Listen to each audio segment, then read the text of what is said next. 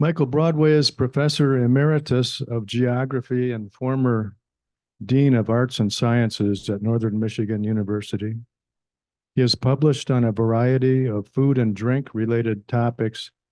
He has also studied the factors driving demographics in the UP. He is a regular contributor to Rural Insights, a website focused on rural life and the Upper Peninsula in particular.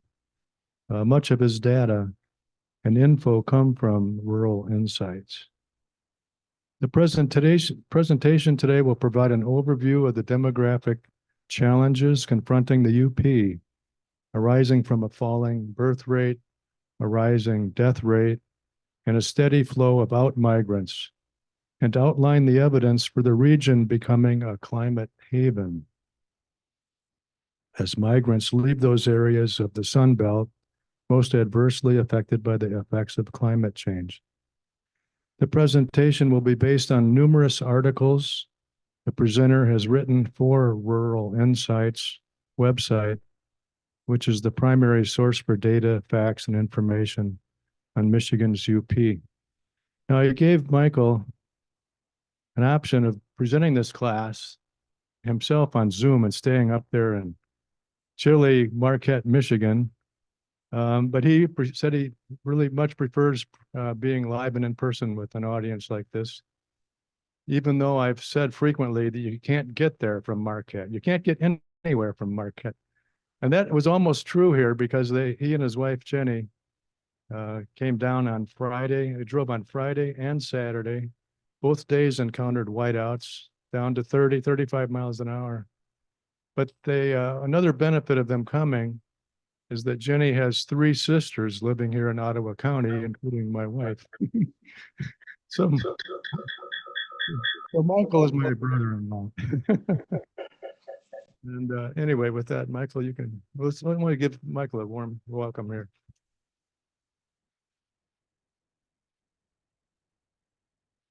Okay, can you hear me? Okay, thank you. Well, thank you, Andy, and thank you to the folks here at Hope College for inviting me here, and hopefully you'll find what I have to say of some interest. For those of, there are some familiar faces from the 9:30 class, was it? So I've structured this presentation just like that. So there are 4 parts to it. There are questions.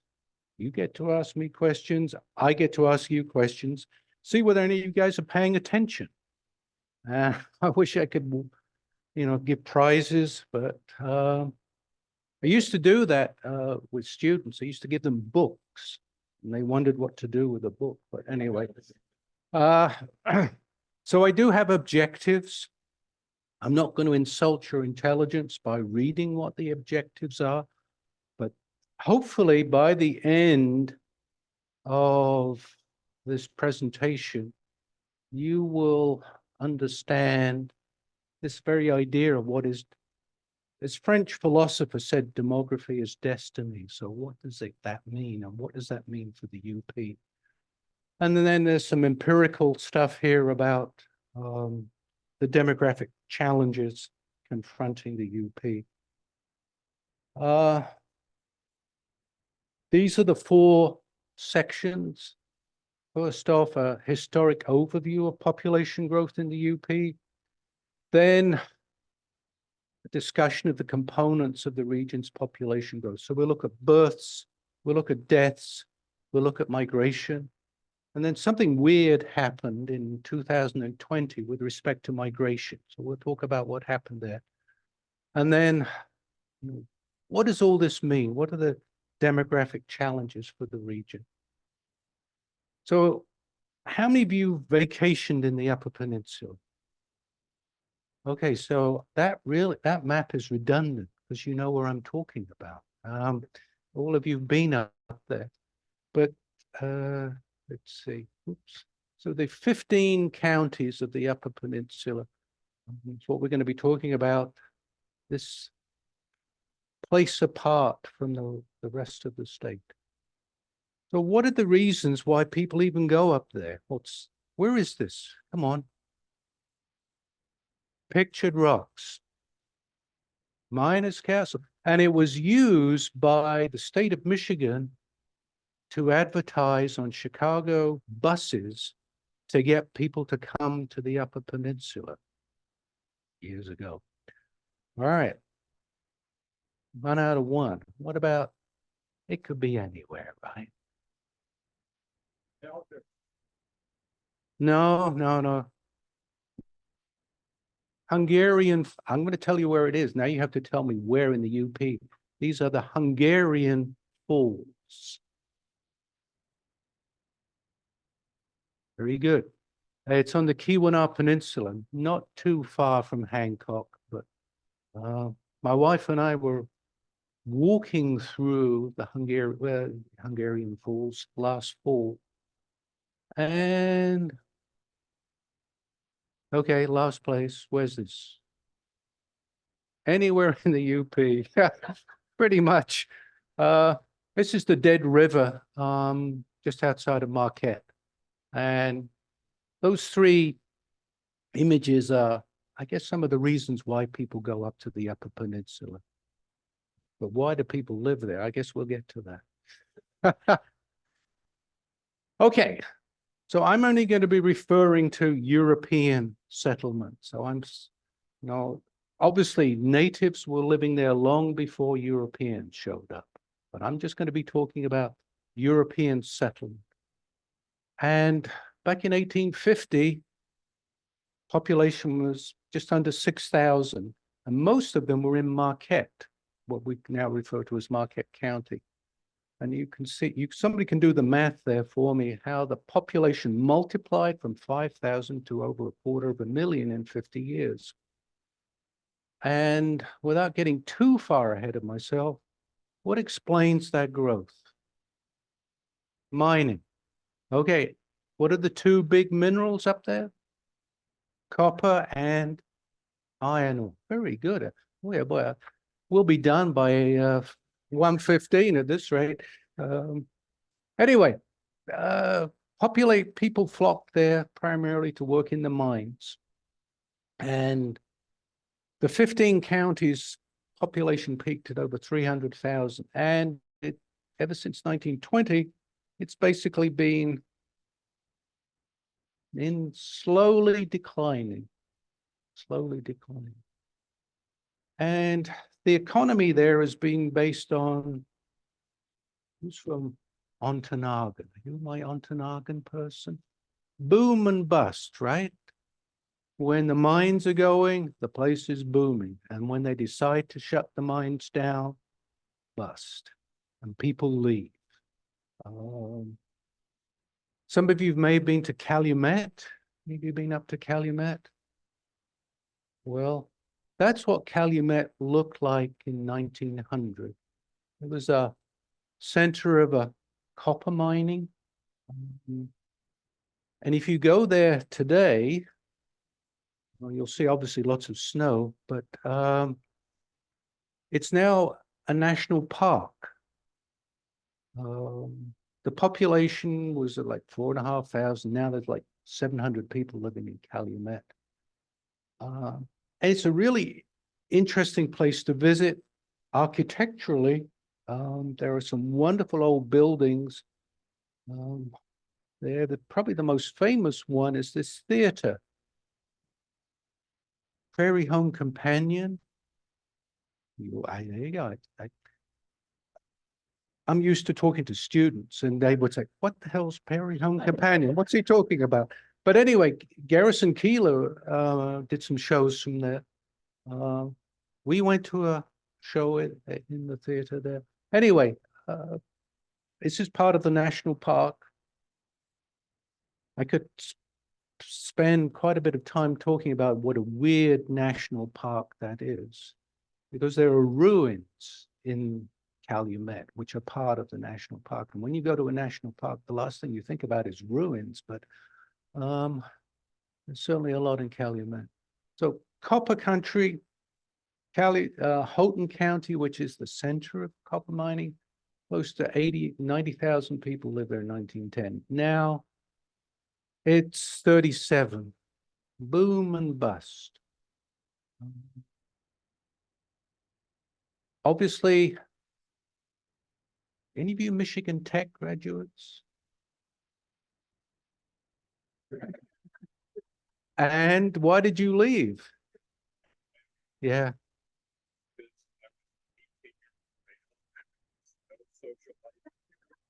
There were no women, right? There were no women. There were hardly any female students. Yes. Like professor of metallurgy. Mm-hmm. But they love them. Yes, I mean, there's a lot to commend to living there, but one of the things that's Michigan Tech has been very good at, and certainly in the last 20 years, has been creating high-tech jobs, spin-offs from research at the university, where they've encouraged university faculty to create companies in much the same way that Silicon Valley operated years ago, where people from Stanford University were encouraged to take one day off a week and go and work for a tech company.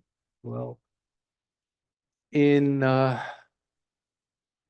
Houghton, I think if you believe what Michigan Tech says, they created 800 high-tech jobs, good paying jobs, software jobs, and yeah, yes, but also software for managing a forest. Who knew that you could have an app on your phone that would help you manage a forest? Well, apparently there are companies up there that do that sort of thing. Anyway, I'm getting slightly ahead of myself, but Michigan Tech has certainly done a lot to stabilize some of the population in Houghton County. The other big mineral, of course, is iron ore. Marquette iron ore range.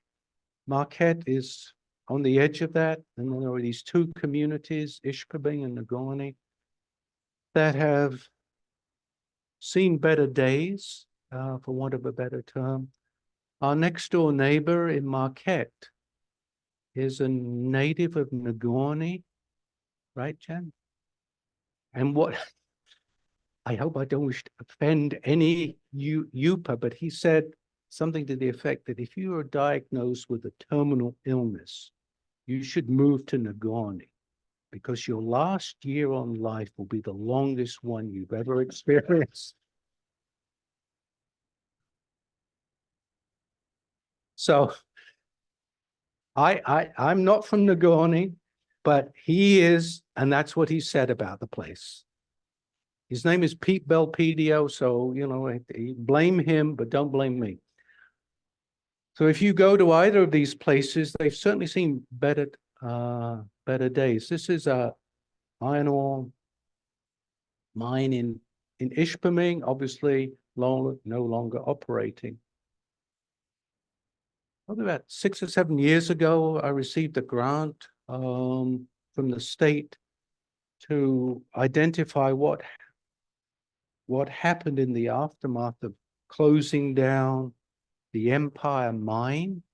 The Empire, there were 2 iron ore mines still operating in the UP, the Tilden and the Empire, and they closed the Empire down, and the state wanted to know what would happen. I hired a student to map downtown Negaunee and look at the keys: bars, abandoned, and thrift stores.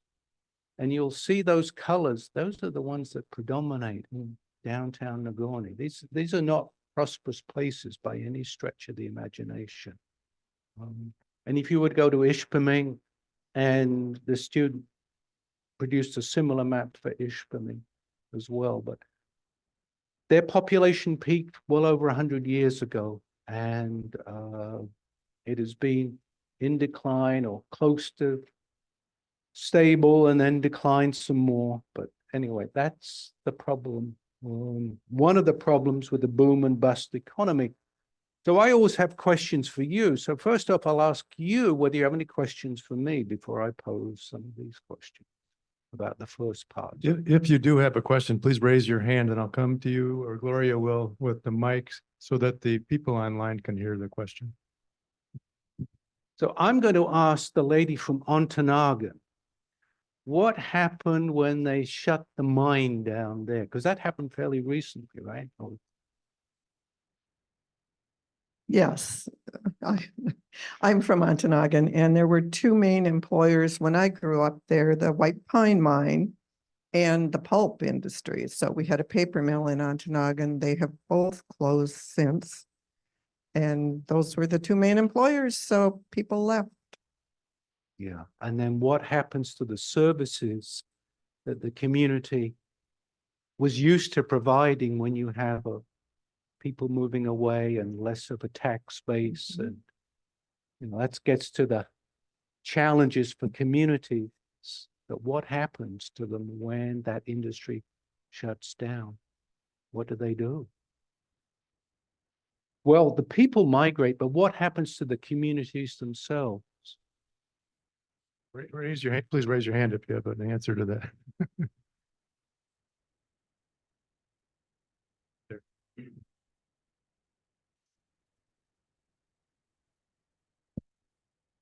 Well, my understanding is with the declining population and tax base, they can no longer afford the services they're used to providing.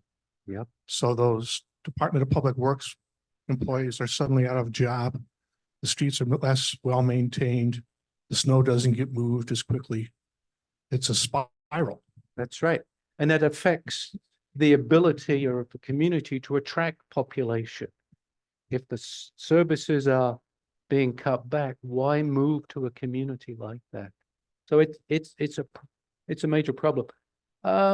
Number 3 is more of a rhetorical question, but anybody want to hazard an answer to that? Yeah. I happened to grow up in Newcastle in England, Oh, sure. which is where the coal mining started. And so I did escape to Sussex University to do geography. So, Ah, and you grow up feeling the decline of the mining industry and the shipbuilding, all that heavy industry disappears. Young people go south to London and you're left with old people and employment. Colleges all close, and the wealth ended up slowly over the centuries, really, with the mine owners, whether that was and they didn't want to stay in the Northeast. They wanted to head south or into rural places, or the government owned the mines. And since then, any efforts to plow in millions usually fails. They don't manage to get the economy back. yeah. And this problem is not unique, obviously, and it's nice to have that perspective from the United Kingdom.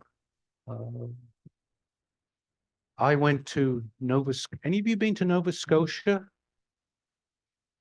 You go to Cape Breton Island, which is an old coal mining, iron, steel mining center, and the mines have shut down. The steel mill shut down, and this being Canada, the Canadian government spent billions of dollars, literally, to try and subsidize these industries to keep them afloat. And finally, they gave up after spending $4 billion. And then, what happens next? Anyway, it is a problem for all these resource-based economies. Michael got one other question over here.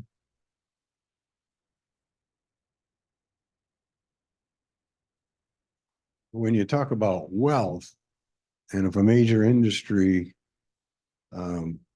moves out, closed down, whatever, those people have houses that they can't sell. Mhm. And so what are they going to do? They can't afford to move because they haven't sold their house. Nobody's coming in. And that's a real hit right there. There's an area up by Fayette that closed down like that. Well, in England, there's the classic example of where people were encouraged to leave the north of England if you could sell your home and move south. But the problem is you couldn't buy a house in the south of England. You could come anywhere close because it's so much more expensive. So yeah, there are no easy answers to this. Anyway, let's move on and whoops, what the heck happened there? Next thing is to talk about the current demography. I'm really talking about the factors, the constituents of population growth. So it's a function of obviously the number of births, the number of deaths, and net migration. Net migration refers to the difference between in-migration and out-migration. So a community's population can grow even if there are more deaths than births, if net migration is sufficiently high to offset that natural population decline. So even though there are more people dying than are being born, if you've got net migration to offset that decline, community's population can grow. So this is current data, census data about the UP.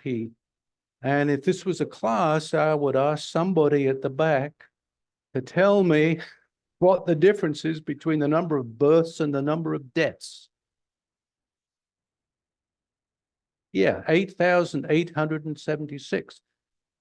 And you can see that there is one county that's different, Houghton. Everybody else, there are more people dying than are being born in the UP. Houghton is different because they're the young population. The median age, the middle age in Houghton County is like 33. And in many, like Iron County, it's over 50. A lot of elderly people. And elderly people on them, for the most part, don't have children. I guess it's possible, but so there are more people dying in the UP than are being born. So that's a problem, right? The only one that had more births than deaths is Houghton County. So what's going on here? Why is it there are fewer and fewer babies being born in the UP? Well, the UP is not unique. This is a national issue. So I'm a product of the baby boom. How many of you are you baby boomers? All right, pretty much. So in the heyday of the baby boom in the United States, the fertility rate was about 3.6. That's the average number of children that a woman would have in a lifetime. Well, now it's down to 1.6. Don't believe me? Well, this is fertility. 1960, around about 3.6, and then drop. Slight increase in the early 1990s, and it can just continue to decline. And if we were to go to 2023, that line continues to go down. This data is from the Federal Reserve Bank. So those lines refer to recessions. So obviously when a recession, people may decide to delay having a child. But obviously you can see 2008, significant, the big banking crisis, big drop off in fertility, and it has continued to decline. So people are not having children anymore. So we can break it down by generation. The baby boomers, 2.1 is the replacement rate. So obviously peak period of population growth in the United States, 50s, 60s, into the 70s. And ever since then, population growth would be below the replacement level, were it for one factor. What is the US population continues to increase? Immigration. So we have 3 immigrants here. We got one guy from Newcastle. I was born in Clapham, and you were born in Salisbury. Anybody else who's an immigrant? Finland. Okay. So you can thank us. Because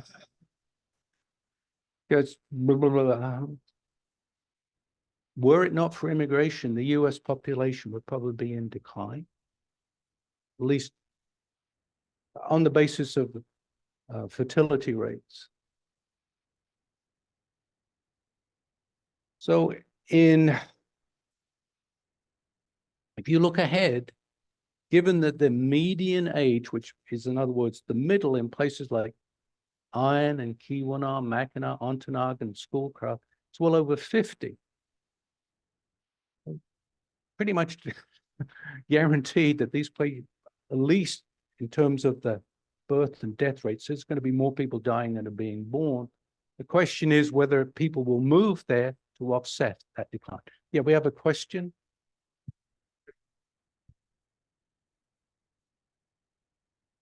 I see schools in the towns that are the younger population. So what's happening to those graduates? They're there long enough during their academic years to help drive down the median age.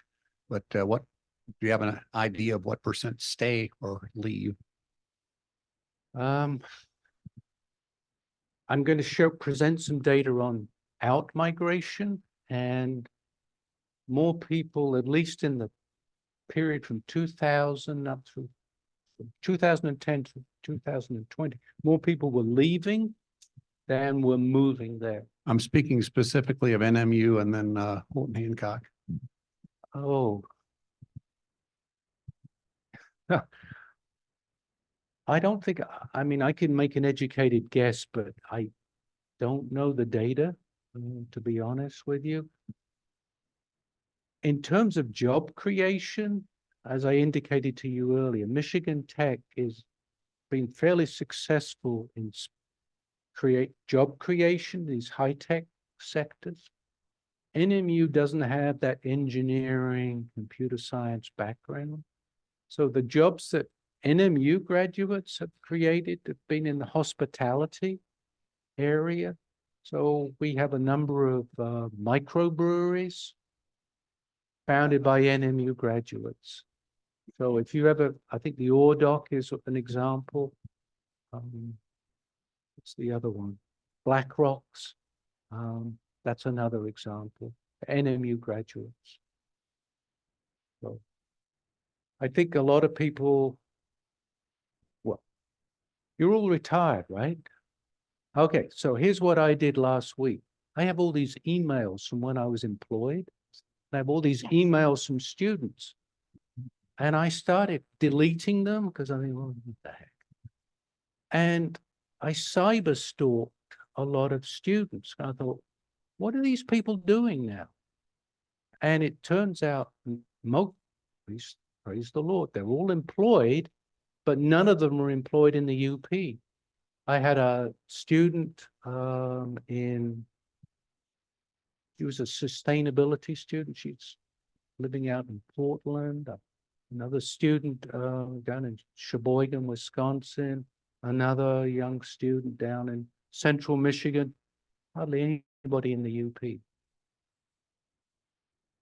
Yes. I was wondering whether the life expectancy is down in the UP. I mean, there are more deaths than you would expect because of poverty, idleness, lack of medical care, et cetera, lowering the age at which people are dying. I wrote an article about the impact of COVID.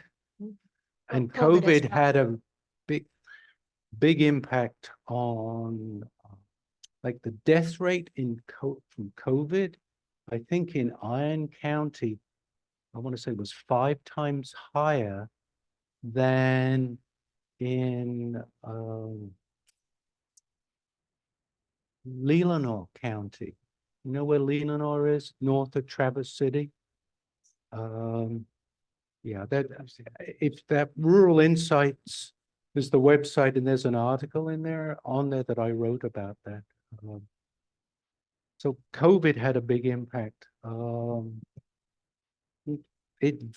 COVID's impact varied. Barraca County also had a significantly higher death rate there from COVID than in other parts of the state. Yep. Otherwise, like from idleness, depression, all of this, It's Oh, I'm sorry. hard, it's hard to draw a connection between those things. All I can tell you is that at least as COVID was, the state still to this day publishes data on COVID deaths. Okay, And okay. there's a lag time. They have to confirm that Yeah. the death was from COVID. Yeah. So these other things that you talked about, I don't know. Maybe we don't have data on that. Oh, But we do know that life expectancy in the UP has dropped. I can tell you that. has dropped. Yes. Okay. Aside from COVID, or aside from Yeah. COVID. Let me just ask Gloria, do we have any questions from the people on Zoom? Okay. They're asleep? Who said that? Hello, can you hear? Okay. So Hello? Can you hear me? yes, I have a question. I have a good friend who's lived up in the UP most of his life, and he has mentioned that he's an avid fisherman, and with all the lakes that are up there, and he's mentioned he's never seen so much construction of seasonal homes around all these lakes up there. So his perspective is that population is booming up there. Now, it may not count in census because it's seasonal, but do you have that sense that seasonally it's much more positive? there obviously is a lot of second construction of second homes in the Upper Yes. Peninsula. I became aware of this issue, Eagle River, Wisconsin, which is, any of you ever been to Eagle River? Every single lake around there has surrounded by these homes, and people are Green Bay and Milwaukee. Well, the similar phenomenon is evident in parts of the UP. There was all these rumors about Madonna looking for a place up in the UP. And then Brad Pitt was supposedly looking for a place in the UP. Whether that's an urban myth or not, I don't know. But what was the name of the lake? Oh, Lake Michigami, if you know where that is. That's supposedly where they were looking for property. Okay, so why are people not having children?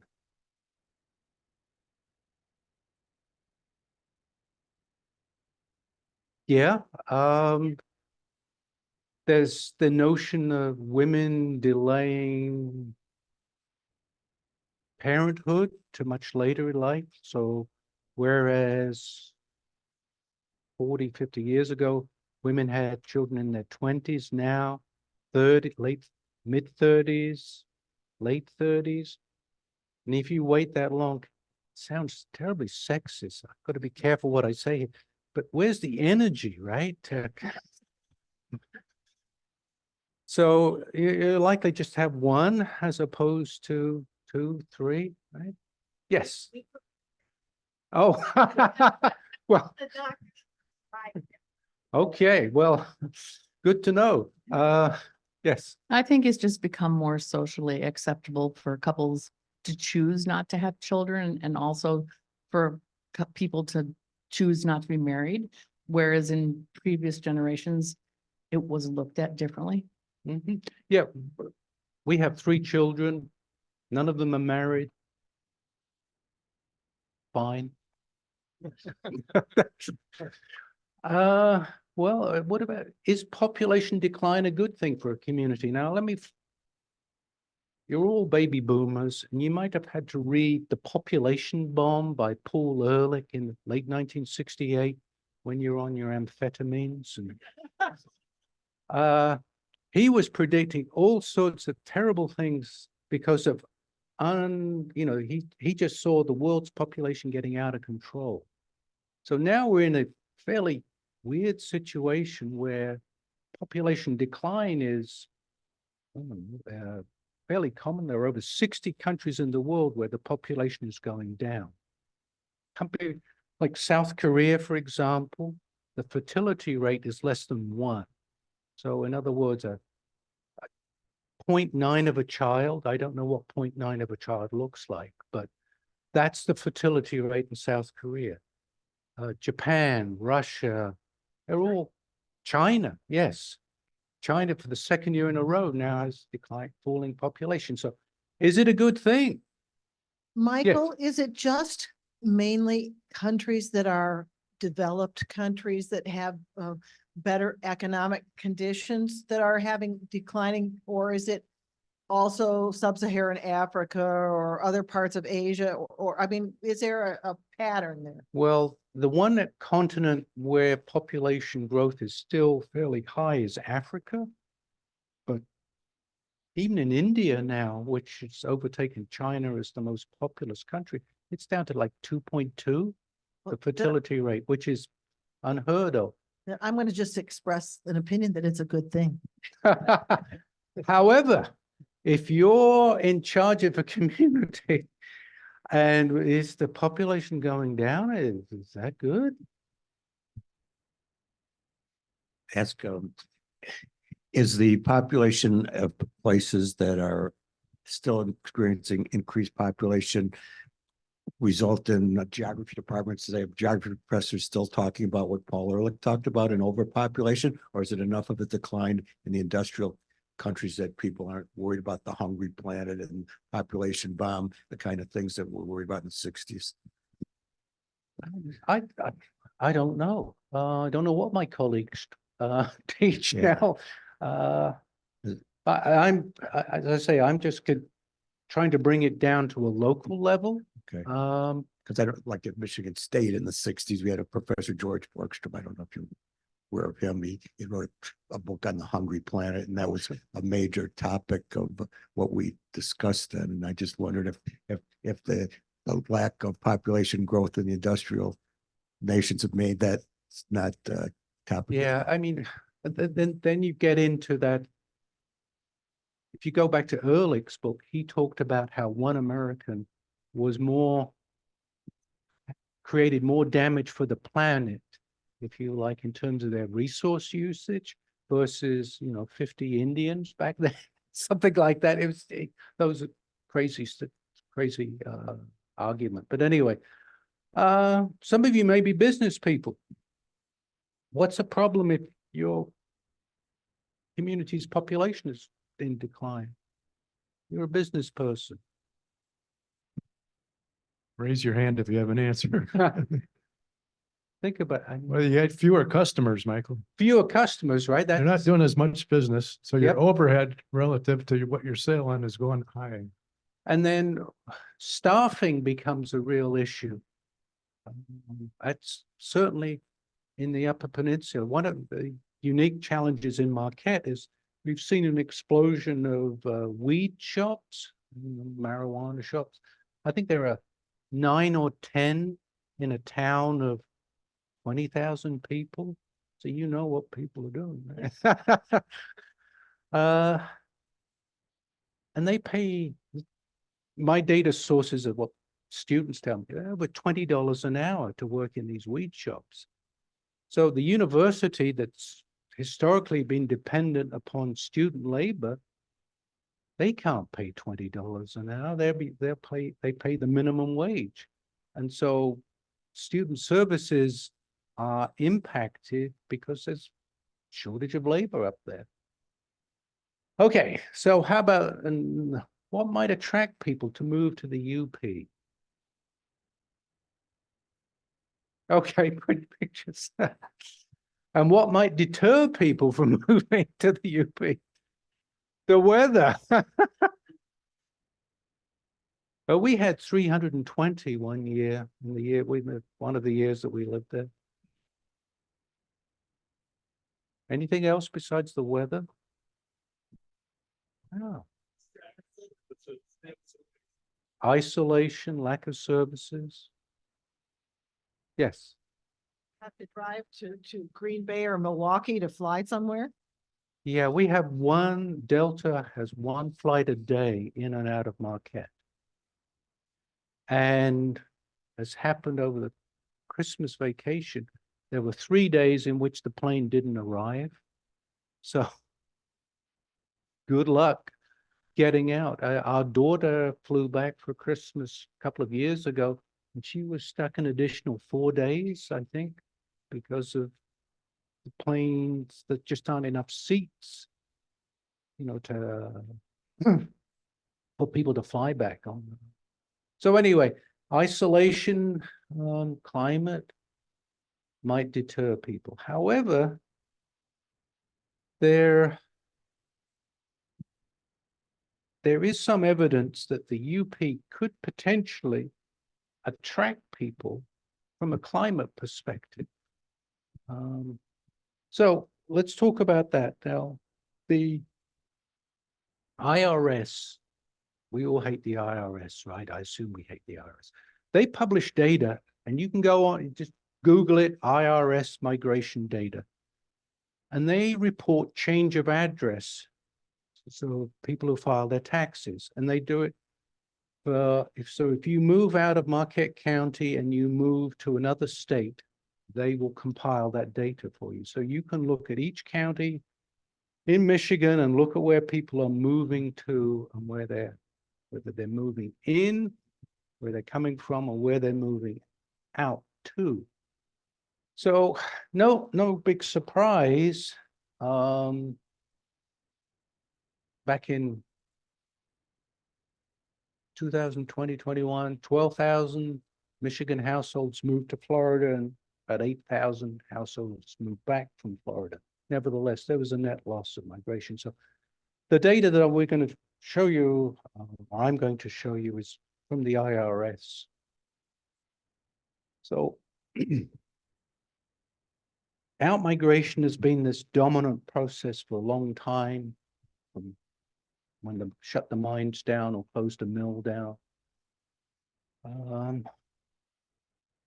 The year I just chose 1 year tax returns, 2015, 2016. There were more people moving out of state, while fewer people were moving from out of state. So it was a net loss of households. So in migrants, out migrants, the difference is net loss, net gain. And so you can see that in Marquette County, there are 1,137 households moved there. 1,400 households moved away to another state. And Alger County, 91 moved in, 128 moved out, for a net loss of 37. So this is data, as I say, that you collected from the IRS. And that's just the historic pattern of net loss of migrants. But in 2020, 21, there was a whole thing switched around. When more people moved to the area than moved away. And the numbers, I'll show you the table in a second. So if you look at the bottom here, there were 7,000 people moving in, not people, households moving in from out of state, and only 6,000 households moving out. So gained over 1,000 households. Whether that resulted in population growth or not, it's dependent on the balance of births and deaths. But significantly, this was a significant change from what the pattern that had historically taken place in the UP. So as a geographer, remember, those of you who were here this morning, what's the 3-word definition of geography? Very good. The why of where. Give you the book prize at the Yeah, end. thank you. What's a book? No. So what explains that turnaround? Well, this is one potential explanation. This is a map. There's a lot of interest in climate change. And this map, the blue counties, the question is the county a receiving geography? In other words, what do we mean by receiving geography? Basically, places that are at lower risk of negative impacts from climate change. Okay, these are lower risk from climate change. Doesn't mean to say that in the Upper Peninsula, they don't experience extreme weather events, which is associated with climate change. We do. The most potent Hancock, they call it the Father's Day storm. In 2 hours, they got 6 inches of rain. And that washed away roads, houses, flooded basements. That's an example of one of those extreme weather events that are becoming more commonplace with climate change. The obvious ones are, drought, forest fires, hurricanes.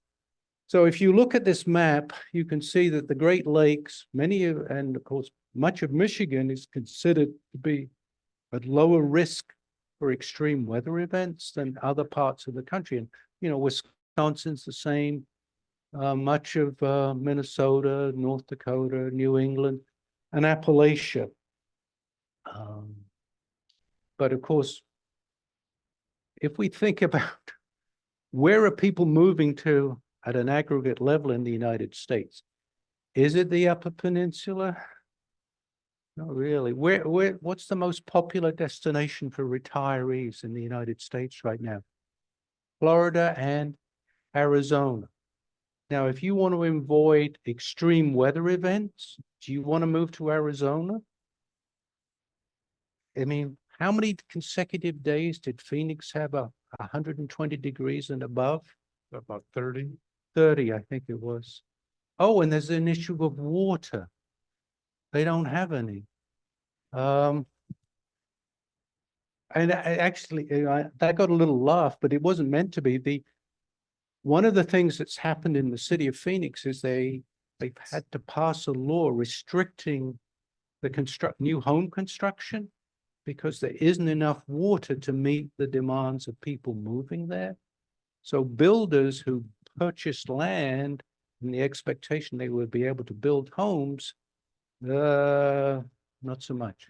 Yeah, I'm not saying that this is a current reason for why people move, but thinking of a possible reason in some of the demographic changes in the country now, it's tax policy. So if somehow they had and I'm not saying I've heard anything like this, but if they had a 20% state income tax in Illinois or Wisconsin, suddenly those vacation homes in the UP, people would tell their accountants and their lawyers that that's their domicile and their vacation homes in Chicago or something. So that could affect the numbers too. Oh, sure. I mean, what explain Arizona and Florida? Why do people move there? It's a low cost of living, and retirees that limited in fixed incomes. That's the appeal of Arizona. There are other things that. Okay, does somebody else want to ask a question about this? I'm happy to. Anyway, potentially, the UP might become a so-called climate haven. Other cities like Buffalo has been, Buffalo has lost population for decades, an old industrial city, but apparently between 2010 and 2020, city of Buffalo's population increased, which was, and they have the infrastructure for a city of well over 500,000, and they only have like 310,000 people living there. So they can accommodate many more people. City of Cleveland, 900,000 peak population. Now it's down to like 350,000. So they have all the infrastructure, but people have moved away. Whether they would ever become climate havens or not, I mean, even Detroit, that's a classic example of 1.8 million was the population of the city of Detroit. Now it's down to what, 650,000, something like that. Infrastructure for a much larger population. Okay. So what I was interested in is whether the origin of these in and out migrants. So let's see if I can explain this to you. So on the in migrants origin, so the South is defined by the census. It's a division of the census, so pretty self-explanatory. The West, those are the Western states, pretty self-explanatory. So if you look at where, if we choose Marquette County, what this is saying is 194 households moved from the South to Marquette between 2020, 2021.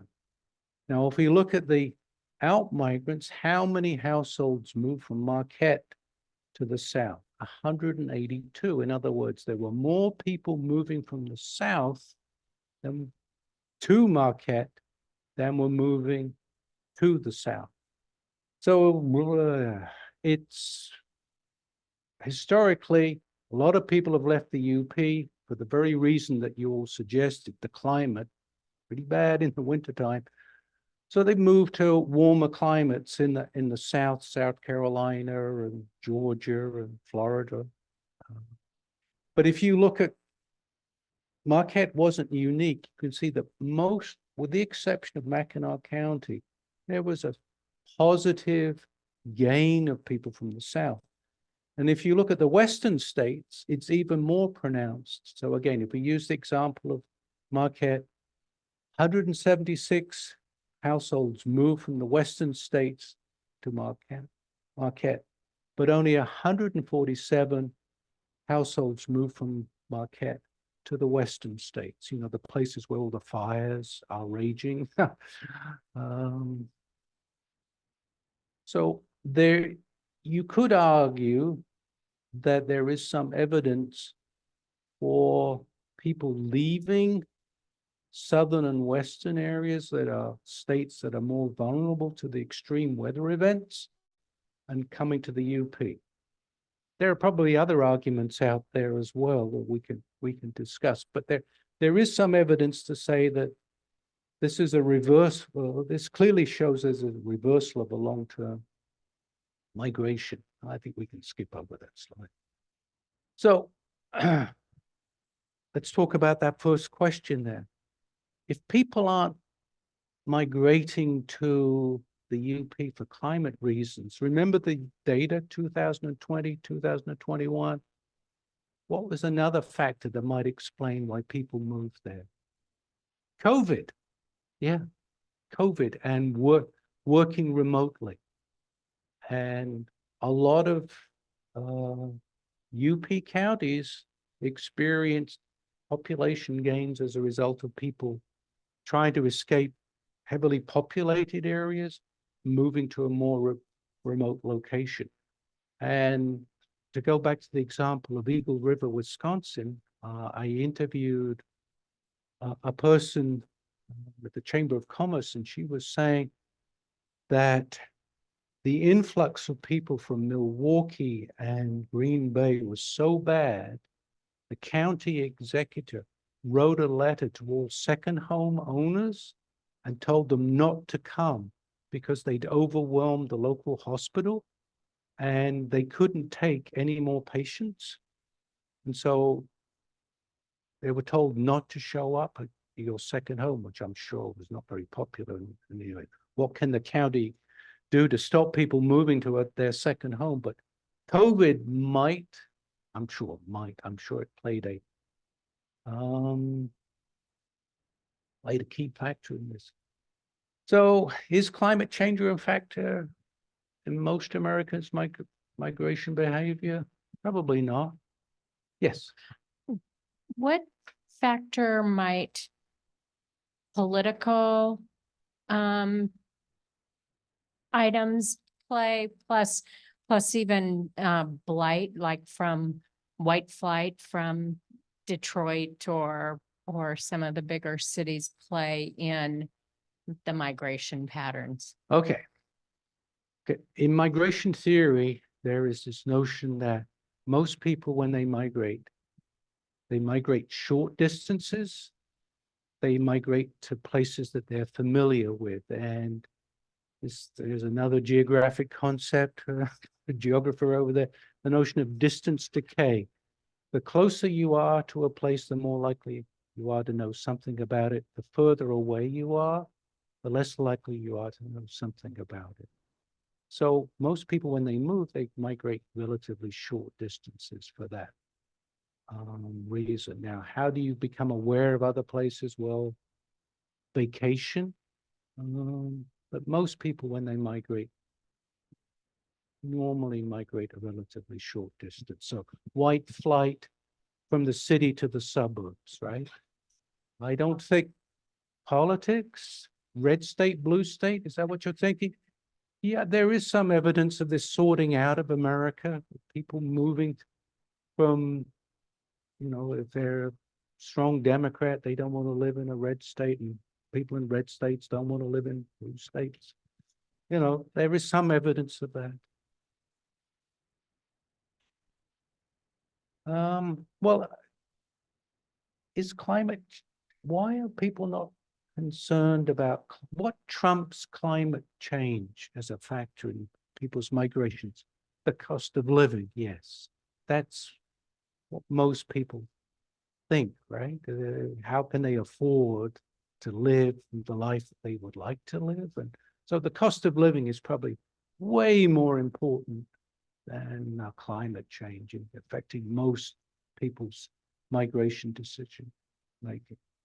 Okay, so what happens when you suddenly get a bunch of people who are relatively well off migrate into your community? Is this a good thing? If you're, Okay, we got so many. if you're a realtor. Do you want to? My knitter doesn't want to tell him. All right.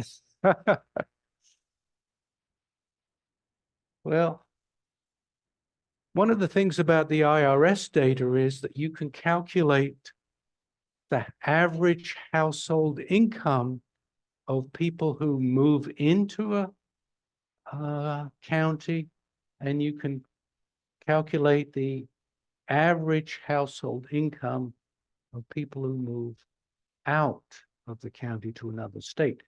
So you'll, Yeah, question and reflection on the idea of the impact of people moving in.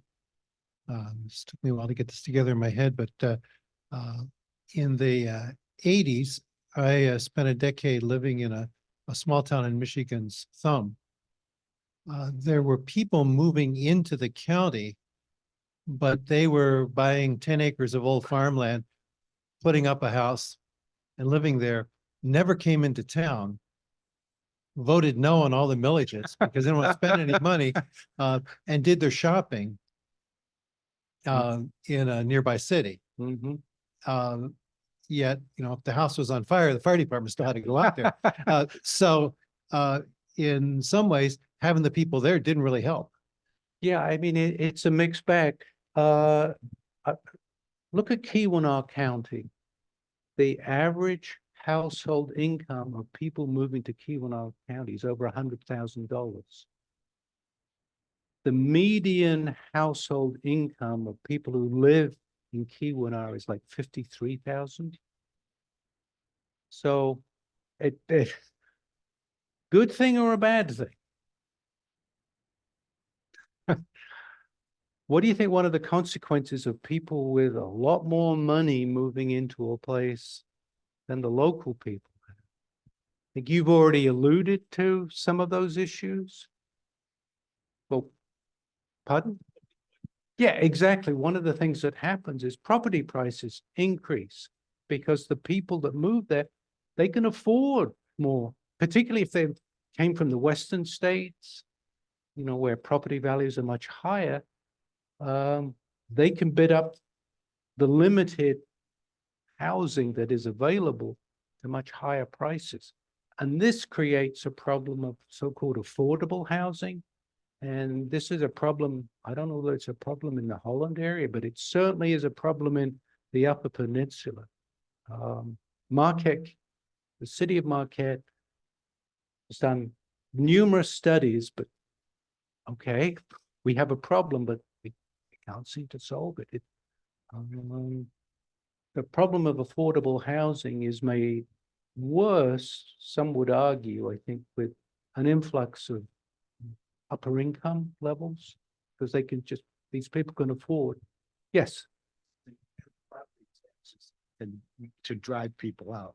I think that property taxes could make homes not affordable even for people not looking to replace their home or to buy a home. They've just priced out of their own neighborhoods because property taxes have become unaffordable. At least that happens in some cities with the gentrification issue. oh, sure, that's a well-documented phenomenon. So, Michael? Yeah, we lived in Grand Haven for a couple of years before moving to Holland this past year. And the terminology that was used in Grand Haven was workforce housing, meaning that the people who provide services in the city couldn't find a place to live in the city. I think that's what they were talking about. yes, and it's, this problem is not unique to the Upper Peninsula. I think it's nationwide. And, you know, that years ago, that they used to talk about Aspen in Colorado, you know, a wonderful resort community, but the people who worked there couldn't live in Aspen. They had to commute like 60 miles one way. That was the closest affordable housing. Okay, Question? yes, I'm listening.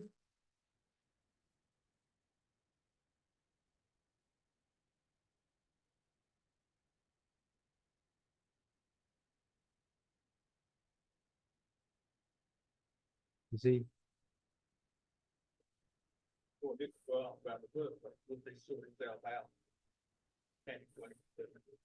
Well, John Maynard Keynes said, in the long run, we're all dead, right? So that will solve everything, right?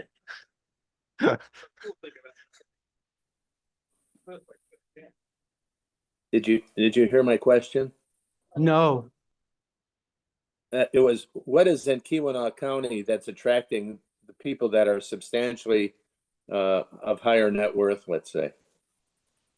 well, if you've been to the Keweenaw Peninsula, there are some gorgeous homes overlooking Lake Superior that look like they're from, I don't know, Carmel or you know, the 16-mile drive in the Monterey Peninsula. Just wonderful, enormous homes that look like they're looking out over the ocean, but in fact they're looking out over Lake Superior. But again, they're probably not full-time residents. I don't know. But what's attracting them is dark skies. If you were at all interested in astronomy, it's one of the best places in the Midwest to go where there's no light pollution. Unspoiled natural environment. Nice restaurant, Fitzgerald's, I recommend. Put in a plug. So I've indicated some of the negative benefits of this phenomenon. Are there any positive sides to this? Of wealthy people moving into an area that historically has, you know, lost population? They probably are spending it. Yeah, but they're spending money, which is really important for, you know, local businesses. Okay. So let's move on to the final thing. So this phrase, demography is destiny, can be traced back to the 19th century philosopher. He argued that the size and structure of population will influence its future. So if demography is destiny, what does this mean for the Upper Peninsula? What does this mean for the Upper Peninsula?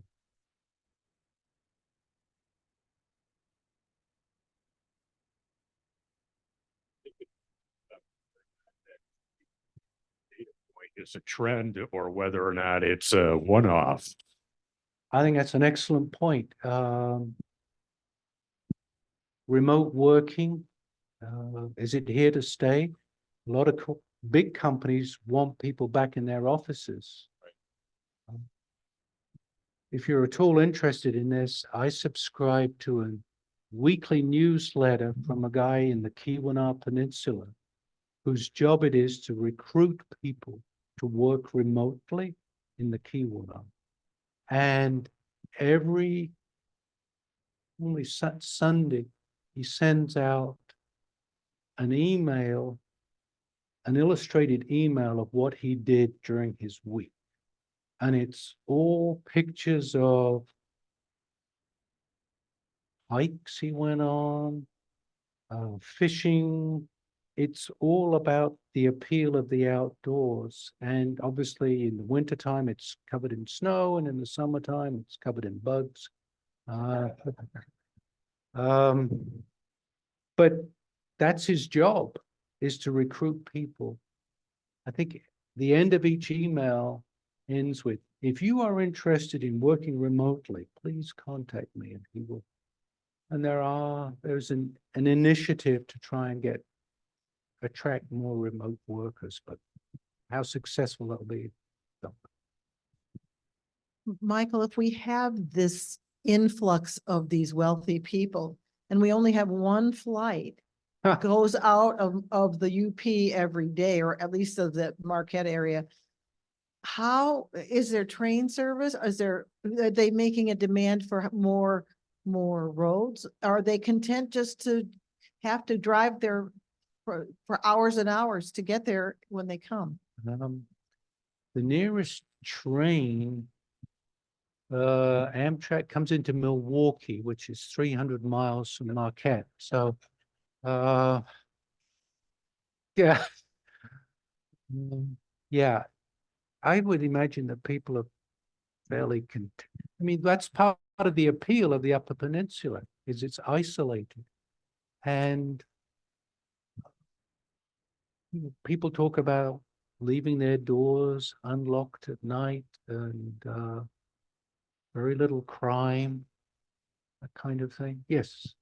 I was just going to say, we do have an airport in Marquette that used to have more flights, but it's part of the nationwide trend where there was a shortage of pilots, because just a couple of years ago, there were more flights out of that Marquette airport. So hopefully as more pilots are trained, and it was sort of a COVID thing where they cut back so much on the flights. It didn't used to be so bad even 3 or 4 years ago, really.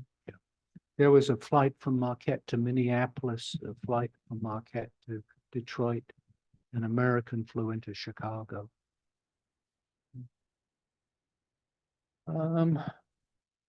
What can communities do to respond to these challenges? Anybody?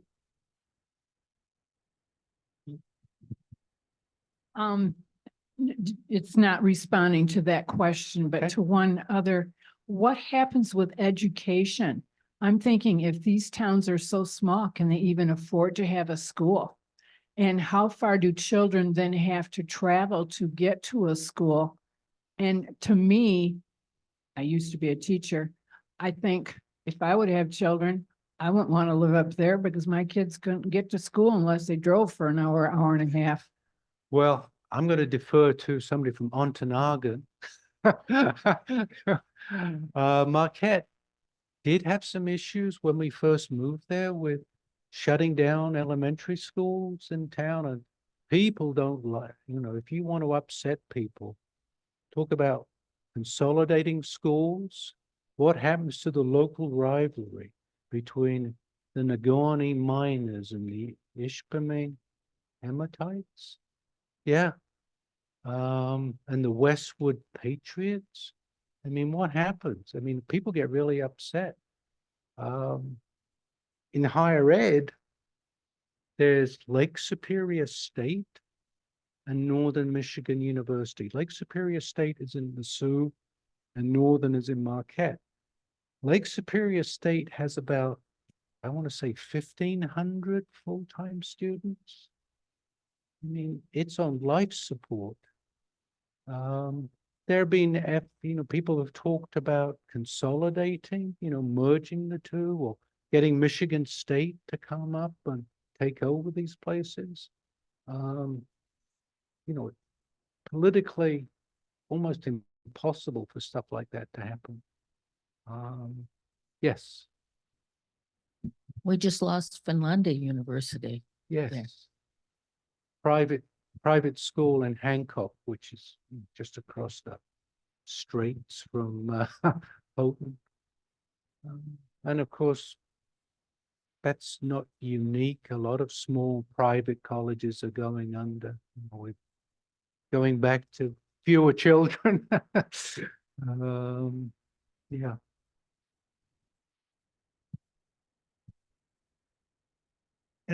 It seems like the Leelanau Peninsula and Traverse City has been on the national radar forever. And lots of people want to move there, but the thing is, the cost of living there has gone up, the availability of housing has gone down. I think it's kind of inevitable that people are going to go north of there. And as people do look at the Upper Peninsula more, I believe that infrastructure will become a lot more available because money's moving in. I mean, there will be more airports, there probably will be more schools, but it's not a sprint, it's more of a marathon, I think.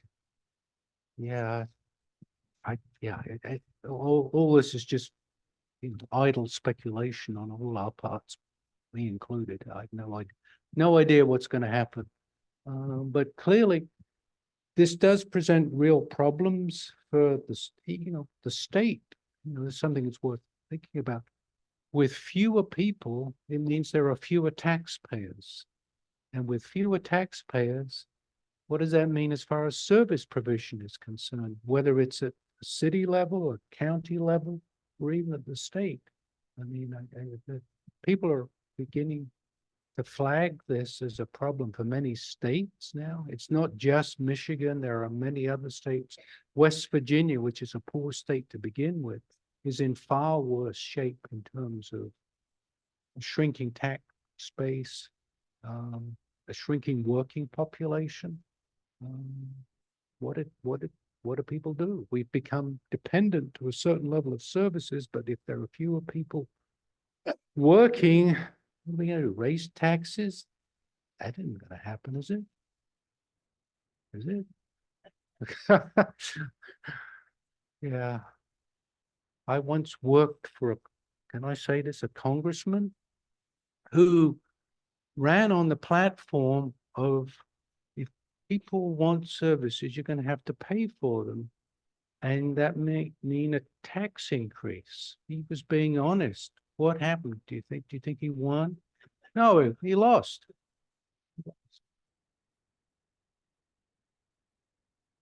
Okay, I seem to have sprinted to the end here. Are there any further questions? Yes.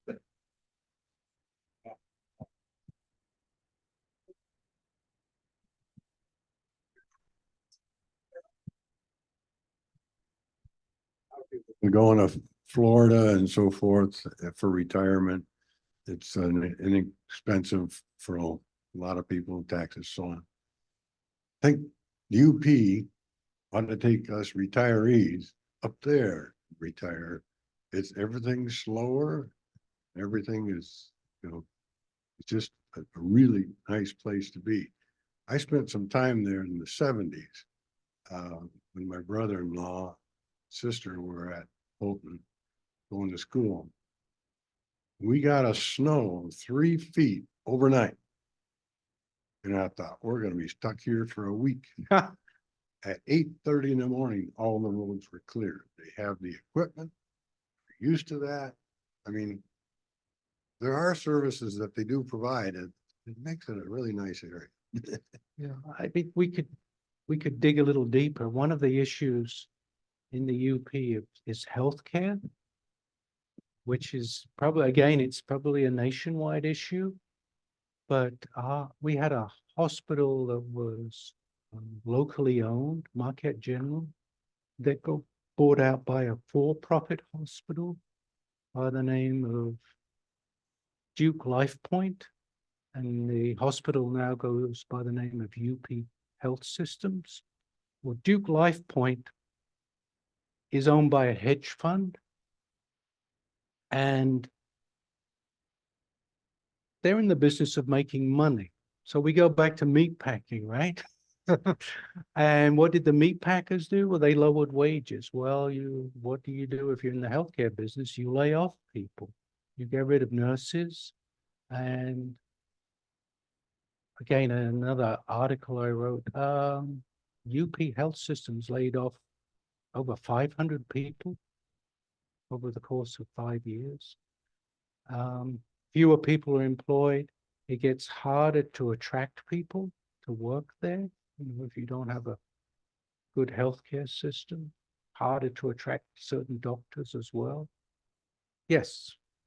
I was gonna ask you about healthcare before you brought it up. I worked in healthcare. I worked for a company that made pacemakers and heart valves, and I would once a quarter would fly up to Marquette and go to the hospital. And I sometimes got stuck there because we got snowed in, or there was only 1 or 2 flights a day.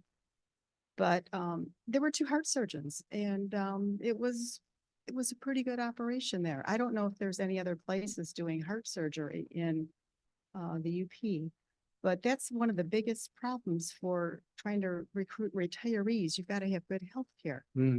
I previously lived in South Haven, and their hospital went down the tube since I moved there because the whole town was becoming vacation rentals. They didn't have a year-round population, and most people got sick. They either had to get in an ambulance and take their chances going to Kalamazoo or Holland, and a lot of people died because of that. You can get stitches there, but you can't get anything else. But is there a decent place to go for you when you're sick in, let's say Marquette? Or This even is being smaller places? recorded. I have to be very careful. Sorry, I'm sorry. I would say that healthcare is a challenge. I didn't say challenge anywhere. And again, yeah, I'll just leave it like that. We want to talk off mic, I could be happy to do that. Yes. Maybe I can help you off the hook here. I have a sister-in-law who's a healthcare nurse in Paradise. Oh my goodness. Okay. And home healthcare. And she's pretty much, she and her colleagues are pretty much the only healthcare in that corner of Chippewa County. When she needs to go to the dentist, she has to drive to Escanaba. When she had a hip replacement a year or so ago, she had to drive to Traverse City. So this the dark side of the wonderful isolation of the, not to mention she needs an oil change, she goes to Gaylord, but that's a different. So it's a tough place for healthcare.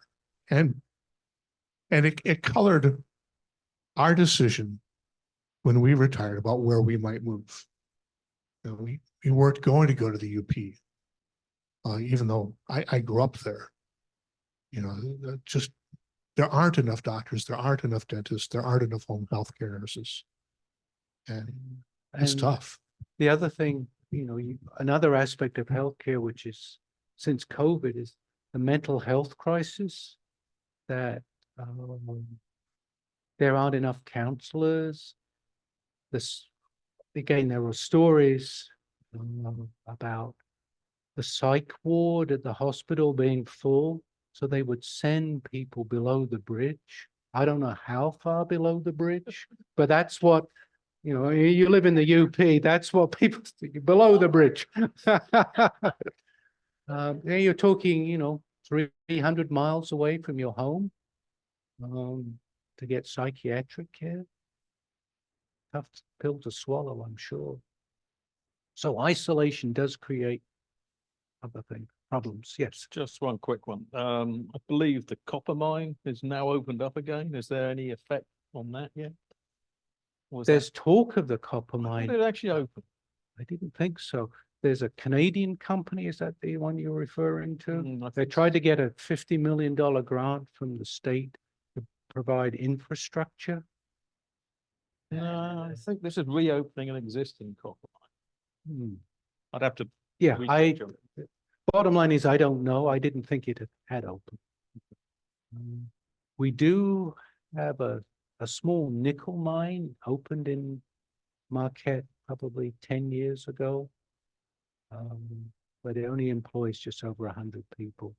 And it's supposed to shut down in 2026, I think. The Tilden mine still employs like 1,400 people. And that pays really good wages. You're talking not at all uncommon for people to make well over $100,000 working at the mine. Okay, do I have any other questions? I have an unfair question. What would a human geographer find out about Starbucks?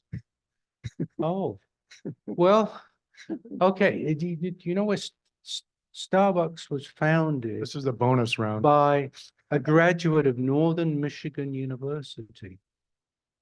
Yeah, Howard Schultz from Brooklyn, New York, came to Marquette, Michigan to play football in the 70s, early 70s. And I don't think he ever played football, but he got a degree in business and he moved out to Seattle, and the rest is history. But he is probably our most famous graduate, but I don't think, if you read his autobiography, I think Northern gets 1 page.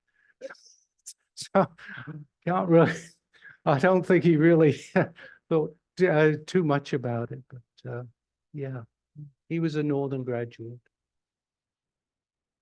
Thank you for that piece of trivia. Yeah. Well, we had a great turnout. Really happy that you came, and it's been interesting, and we had some good questions. And thank Gloria again for the technical help in the back. And thanks again to Professor Broadway.